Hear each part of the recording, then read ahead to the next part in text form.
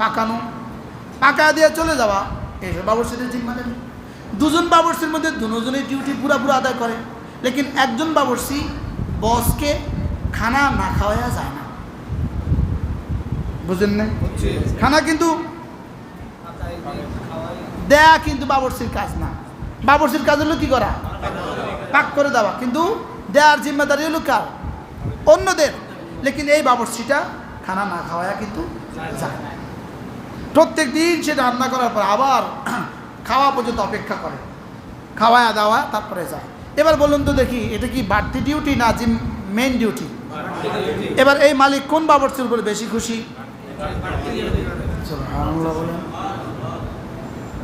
তাহলে রমজান মাসের 30 রোজা এটা হলো ডিউটি, আর এই দিনের 6 রোজা, শাওয়ালের 6 রোজা বাড়তি ডিউটি, জিলহজের 9 রোজা বাড়তি ডিউটি।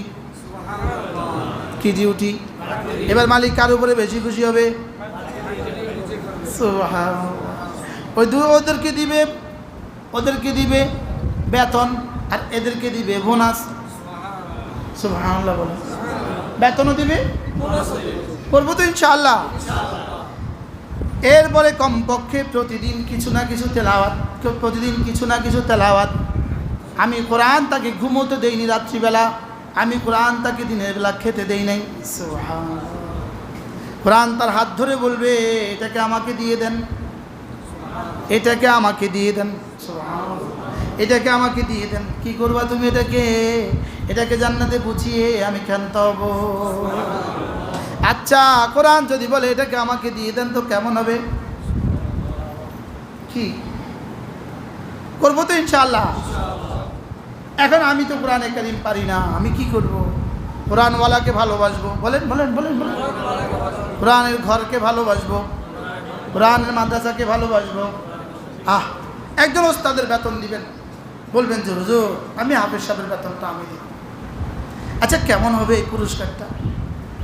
হ্যাঁ, লক্ষ্মীপুরবাসী আপনারা এখনো বুঝলেন না। হ্যাঁ রে লক্ষ্মীপুরবাসী রে, কনে বুঝাইব রে? হ্যাঁ, লক্ষ্মীপুরবাসীকে কে বুঝাবে, কে এদেরকে জাগাবে? চলেন নিয়ত করি এই মাদ্রাসাটাকে মহব্বত করবো ইনশাআল্লাহ। বলেন ইনশাআল্লাহ।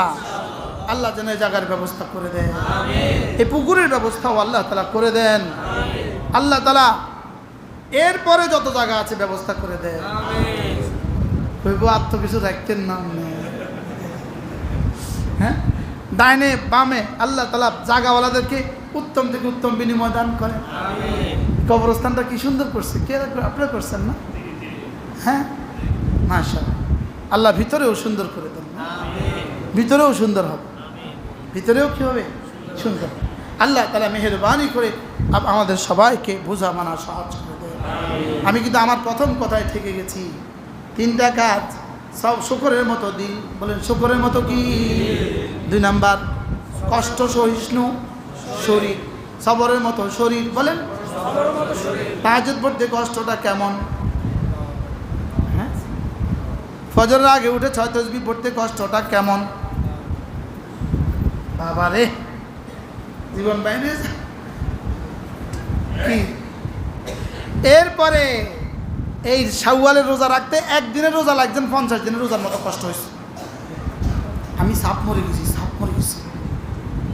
আরেক গরম কাকে বলে? আর রোজার পরে আবার কোনোদিন প্রায় 3টা বয়ান, জোহরের পরে একটা, মাগরিবের পরে আরেকটা, এশার পরে আরেকটা। আল্লাহ আল্লাহ আজকে বাঁচাও, আল্লাহ আল্লাহ আজকে লেগে বাঁচাও আল্লাহ। কি ভাই, এরপরে কি? আবার এখন জিলহজের কয় রোজা? ইনশাআল্লাহ। রোজা না 6 তাসবিহ। আইজ্জুদ দুনিয়া বিল আমওয়াল ওয়া আইজ্জুল আখিরাতি বিল আমাল। ইন্নাকুম তুহিব্বুনাদ দুনিয়া ওয়া তানসাউনাল আখিরাহ। ভুলে গিয়েছো আখিরাত, মনে আছে শুধুই দুনিয়া। ওয়া তুহিব্বুনাল মাল ওয়া তানসাউনাল হিসাব। ভালোবেসে আছো মাল, ভুলে গেছো হিসাব। ভুলে গেছো কি? আজীব না? এজন্য কি বলবো, আর কত বলবো? চলেন নিয়ত করি আজ থেকে 5 ওয়াক্ত নামাজ জামাতের সাথে পড়ব, মা বোনরা ওয়াক্ত মতো পড়বো ইনশাআল্লাহ। কয় না মা বোনরা কি পড়বো? সময় মতো পড়ব। আর প্রতিদিন 6 তসবির পাবন্দি করব। আমি বলি 6 তসবি 6 তসবি 6 তসবি সবক দিয়েছেন মোদের নবী, সবক শুনিয়েছেন আহমদ শফি, সবক ফেরি করছে মুশতাকুন নবী। চিটাগাংয়ের এক শিল্পপতি আসছে আমার কাছে, আইসা বলতেছে হুজুর আমি রুমে, আমার মা আমাকে বললেন দেখ এই ছন্দটা শোন, মোবাইলে এই ছন্দটা কি শোন। উনি বলতেছে হুজুর আমি 16 লাখ টাকার প্যাকেজে উমরা করছি। কত টাকার প্যাকেজে? 16 লাখ টাকার প্যাকেজে উমরা করছি। আচ্ছা হুজুর আমার মা কয় এই ছন্দগুলো শুন। হুজুর আমি এই ছন্দগুলো শুনতেছি, এমন সময় আমার একটা বন্ধু আমাকে ফোন দিছে, এই শুনছিস কি মুশতাকুন নবী হুজুর হাঁটাদারি বয়ান করবে, এখন যাবি? আমি এই ছন্দ শুনতেছি হুজুর, আর এই সময় এই ফোন।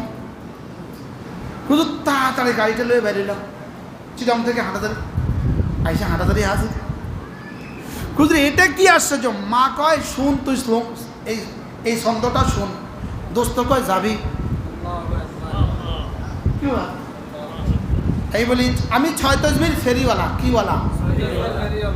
ফেরিওয়ালা। এই ফেরিওয়ালা কোথায় কোথায় যা ফেরি করে? হ্যাঁ যেখানে যায় সেখানে কি এই শুধু এই ফেরিওয়ালা। কি ভাই আমি সৌদি আরব যাই ফেরি করিনি, দুবাই গেলে কাতারে গেলে শুধু ফেরিওয়ালা। এই বলে নিবা 6 তসবি নিবা কনা নিব। দুধওয়ালা যদি বলতে পারে আমি এটা বলতে অসুবিধা কথা। আমি বাংলাদেশে এমন প্রত্যন্ত গায়ে যাই, আর যেখানে কোনো দেবন্দিয়ত পৌঁছে নাই এমন গায়ে আল্লাহ আমার পৌঁছা। আগামী সোমবার মঙ্গলবার আমার মাহফিল হলো গোয়ালন্দ ফেরিঘাটে। যিনি আমাকে নিচ্ছেন এক শিল্পপতি, সাভারের এক শিল্পপতি, উনি বলছেন হুজুর আমার গ্রামে আমার ইউনিয়নে পৃথিবীর শুরু দিন থেকে আজ পর্যন্ত কোনো আহলে হক কারোর পা পড়ে না। কি কইছে? এরকম গহীন গ্রাম থেকে গ্রামে যখন আমি যাই, আমি তখন দেখি প্রাণের ওই আলু পটেটোর এটা কি বলে চিপস, সেটাই গ্রামে আছে। আমি কি এটা এখানে কেমনে এলো? হুজুর বাস গাড়িত করে আছে, কোম্পানির গাড়িত করে। আমি কি কোম্পানির গাড়িত করে যদি এটা আইতে পারে তো 6 তসবি আইতে পারতো না? কথা বলো। সেই পার্বত্য চট্টগ্রামে গেলাম গত সোমবারে, পার্বত্য চট্টগ্রামে গহীন জঙ্গলে, ওরে দেওয়ানবাগি। আমি দেওয়ানবাগি এখানে কেমনে আইছে? হুজুর আইছে তো একটু দেওবন্দি আইতে পারলো না কা।